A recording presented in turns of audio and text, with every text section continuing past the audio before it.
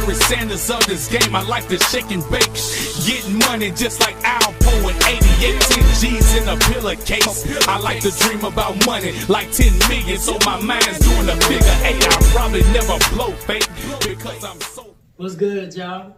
I'm here and I'm back with another video for you.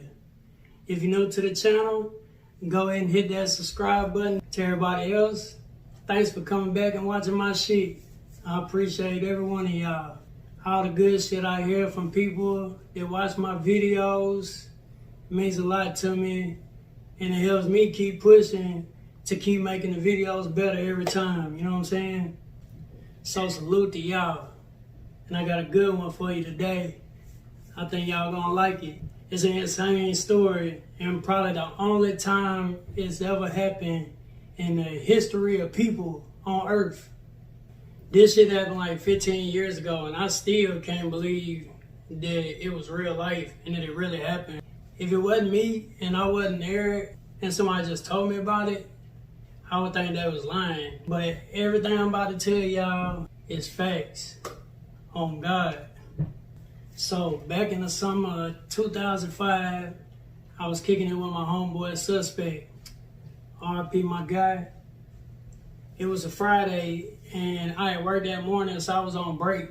So we were riding around catching plays, and I had to go back at work at 6 o'clock that night. We was in West Nashville, and I was taking him to go catch one more bite before I went back to work. And then I was gonna take him home and go to work. We had to go meet somebody at these apartments out west and take us some weed. And we was headed that way, and we was smoking a dope stick. Some people call it a Chevy or a heavy Chevy, but a dope stick is when you roll a blunt with some weed and some cocaine on it. Usually a lot of cocaine. We smoked about half of it and then put it out in the ashtray before we left the apartments. It was getting late, so I had to hurry up and get him back home and then get to work. So I was zooming. I was definitely speeding a little bit, but it was raining, so I wasn't really that worried about it, because anybody that's been in the drug business before knows that when it rains, storming and shit, that's like perfect trap weather, because the police really don't want to get out the car and get wet unless they absolutely have to. So you're less likely to get pulled over when it's raining and bad weather outside. But on this particular day, that logic ain't work out. Because before we even got to the end of the street, after leaving the apartments, got pulled over. Now, I need to give y'all a little backstory so y'all can try and better understand. I have an idea of how we was feeling at the time. So about a month before this, Suspek and a few of my other friends had got caught in a drug sting. They had sold 300 alleged ecstasy pills to the Vice, and they got popped and got arrested, all that. So they had some pretty serious charges going on, and they was all out on bond. And we also had drugs in the car.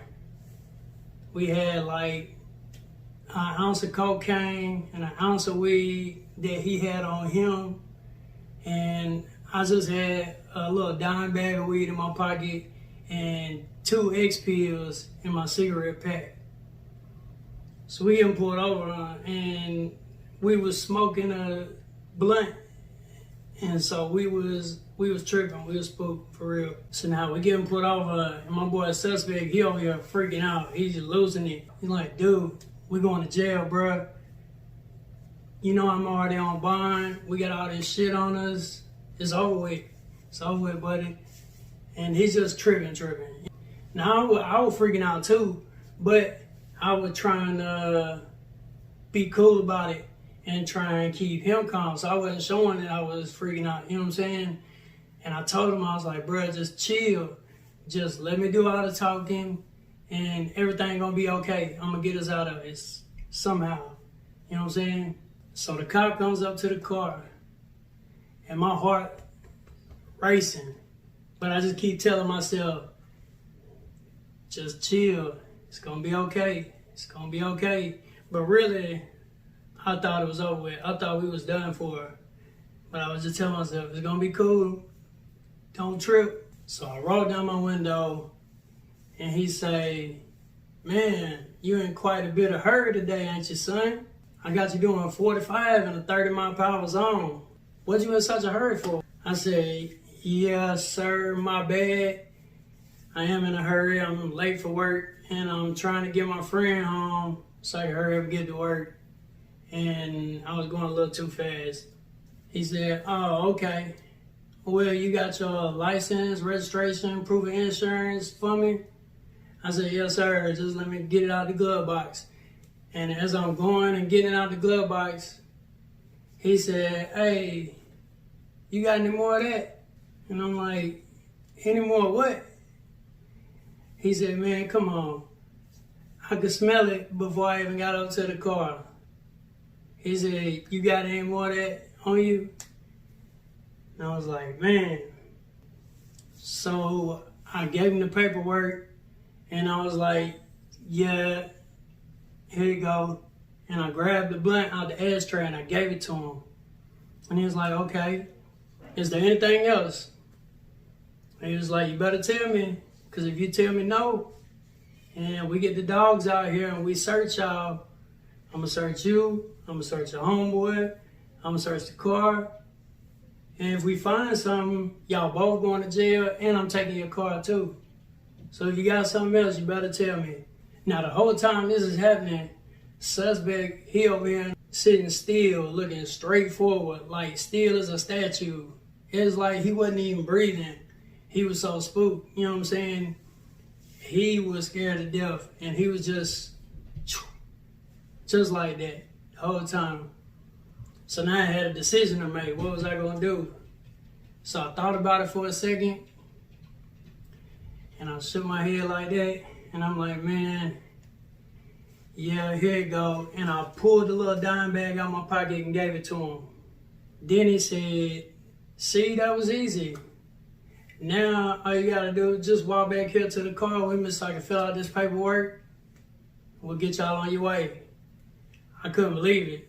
I was relieved, but I knew that they might and they still could search the car if they wanted to. Now I was thinking about the X pills in my cigarette pack. So I asked him, could I get a cigarette so I can smoke while he filling out the paperwork and shit? He said, yeah, that's cool. And so I grabbed a cigarette pack and I dumped the cigarette out of my hand with the X pills. So then I grabbed the cigarette, I throw the pack in the seat. And then as we walking back to the cop car, like I throw him in my mouth.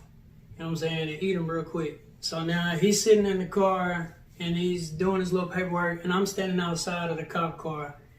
And he's asking me questions, what's my name, you know, where I live at, and asking where I work at. And I said, oh, Charlie's. And I was like, oh shit, can I call him? Because I'm already like 15 minutes late. Can I call him and tell him what's going on? He said, yeah, that's cool. So I called work, talked to them, tell them I done got pulled over and shit.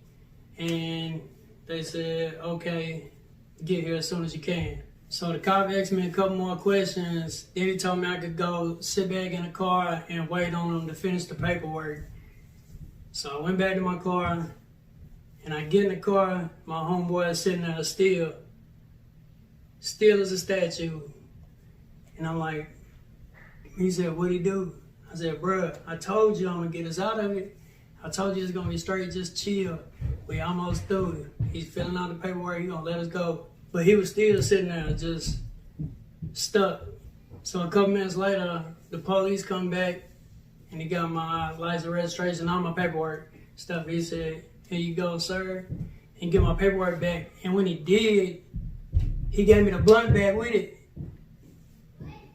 I swear to God, like, I couldn't believe that shit, but it was epic. And he gave me a citation for a simple possession of marijuana, signed that, and then he told me to go, hurry up and get my boy home so I can go to work. So we left, and it ain't no way I could possibly explain how happy and excited and relieved we was. Like, this shit was crazy. It was amazing. Like, shit like that just don't happen in real life, especially to people like me. You know what I'm saying? Like, I never have good luck like that. But I guess that day, that was just my day. Suspect was like, dude, you just fucking saved my life, bruh. He just knew he was going to jail, but we got out of it. And I told him, I was like, bro, I told you, you let me do the talking and I'll get us out of it. And I did. He ain't even ask his name or nothing. Like usually, especially if they find drugs in the car, they gonna question everybody in the car. And he ain't even say nothing to him. He ain't even much look at him. And he gave us the dope stick back. What? That shit was nuts. So I take him home and then book it to work. But I ain't speeding this time because I'm through with all that today.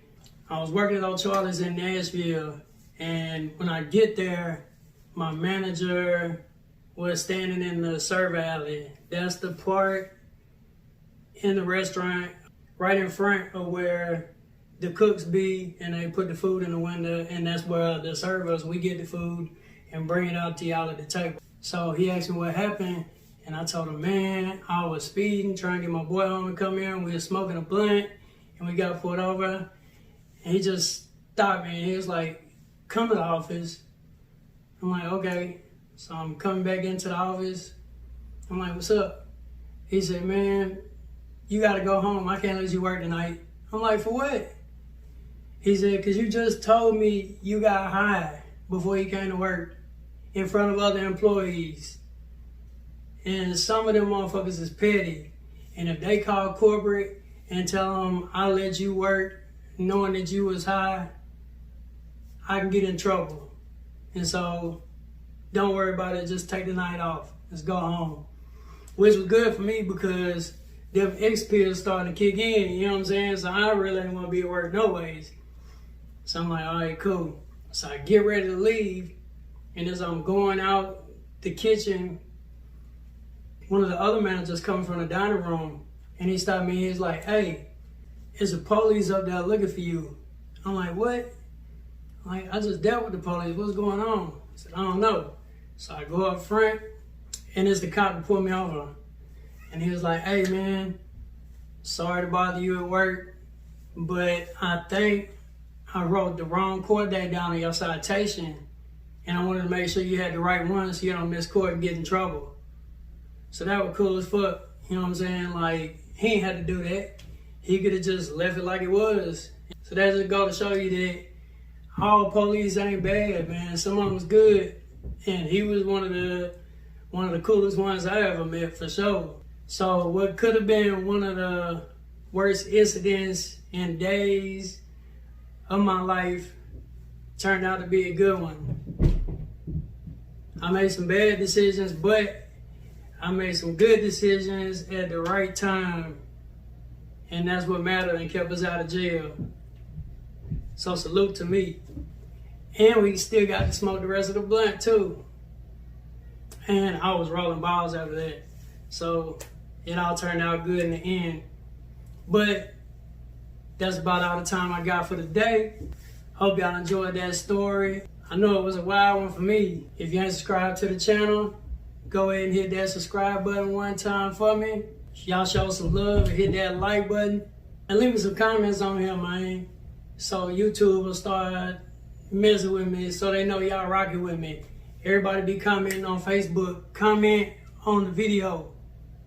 So that way they know that y'all mess with your boy. And let's run it up. Let's get it popping, man. I'll catch y'all on the next one. 252 grams stuffed in some baby powder. You ain't think a quarter burger smells so sweet? No, we getting paper, nigga. Yeah, it's young paper, nigga. 252 grams, half of it was OxyClean. You ain't think